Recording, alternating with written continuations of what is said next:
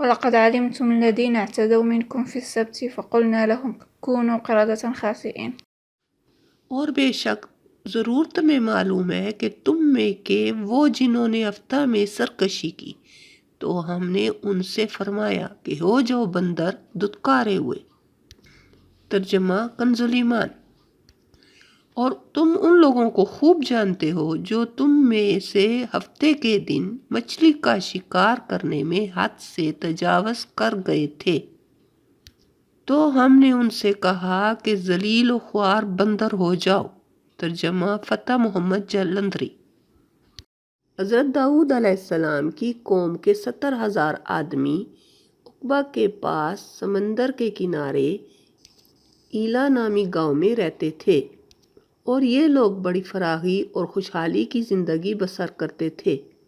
اللہ تعالیٰ نے ان لوگوں کا اس طرح امتحان لیا کہ سنیچر یعنی ہفتے کے دن مچھلی کا شکار ان لوگوں پر حرام فرما دیا، اور ہفتے کے باقی دنوں میں شکار حلال فرما دیا، مگر اس طرح ان لوگوں کو آزمائش میں مبتلا فرما دیا کہ سنیچر کے دن بے شمار مچھلیاں آتی تھیں اور دوسرے دنوں میں نہیں آتی تھیں، تو شیطان نے ان لوگوں کو یہ ہیلا بتا دیا کہ سمندر سے کچھ نالیاں نکال کر خشکی میں چند حوض بنا لو، اور جب سنیچر کے دن ان نالیوں کے ذریعے مچھلیاں حوض میں آ جائیں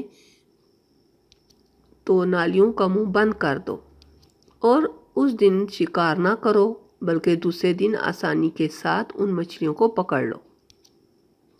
ان لوگوں کو یہ شیطانی ہیلا بازی پسند آ گئی، اور ان لوگوں نے یہ نہیں سوچا کہ جب مچھلیاں نالیوں اور حوضوں میں مقید ہو گئیں تو یہی ان کا شکار ہو گیا، تو سنیچر ہی کے دن شکار کرنا پایا گیا جو ان کے لیے حرام تھا۔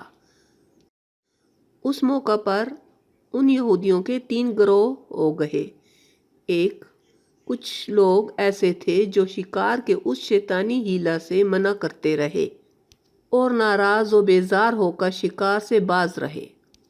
نمبر 2، اور کچھ لوگ اس کام کو دل سے برا جان کر خاموش رہے، دوسروں کو منع نہ کرتے تھے بلکہ منع کرنے والوں سے یہ کہتے تھے کہ تم لوگ ایسی قوم کو کیوں نصیحت کرتے ہو جنہیں اللہ تعالیٰ ہلاک کرنے والا یا سخت سزا دینے والا ہے۔ نمبر 3، اور کچھ وہ سرکش اور نافرمان لوگ تھے جنہوں نے حکم خداوندی کی اعلانیہ مخالفت کی اور شیطان کی ہیلا بازی کو مان کر سنیچر کے دن شکار کر لیا اور ان مچھلیوں کو کھایا اور بیچا بھی۔ جب نافرمانوں نے منع کرنے کے باوجود شکار کر لیا تو منع کرنے والی جماعت نے کہا کہ اب ہم ان معصیت کاروں سے کوئی میل ملاپ نہ رکھیں گے۔ چنانچہ ان لوگوں نے گاؤں کو تقسیم کر کے درمیان میں ایک دیوار بنا لی اور آمد و رفت کا ایک الگ دروازہ بھی بنا لیا۔ حضرت داؤد علیہ السلام نے غضبناک ہو کر شکار کرنے والوں پر لعنت فرما دی۔ اس کا اثر یہ ہوا کہ ایک دن خطا کاروں میں سے کوئی باہر نہیں نکلا، تو انہیں دیکھنے کے لیے کچھ لوگ دیوار پر چڑھ گئے تو کیا دیکھا کہ وہ سب بندروں کی صورت میں مسخ ہو گئے ہیں۔ اب لوگ ان مجرموں کا دروازہ کھول کر اندر داخل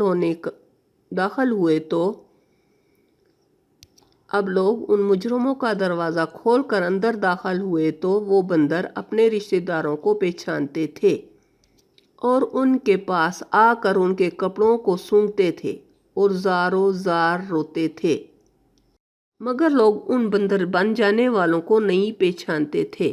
ان بندر بن جانے والوں کی تعداد 12,000 تھی۔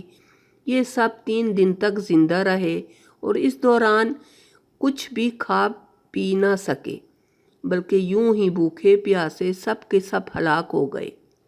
شکار سے منع کرنے والا گروہ ہلاکت سے سلامت رہا، اور صحیح قول یہ ہے کہ دل سے برا جان کر خاموش رہنے والوں کو بھی اللہ تعالیٰ نے ہلاکت سے بچا لیا۔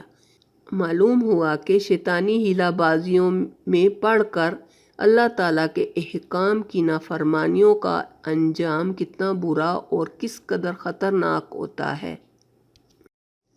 اس لیے ہمارا فرض بنتا ہے کہ اللہ اور اس کے رسول صلی اللہ علیہ وآلہ وسلم کی نافرمانی چھوڑ کر حق اور سچ کے راستے پر چلیں تاکہ اللہ ہم سے راضی ہو۔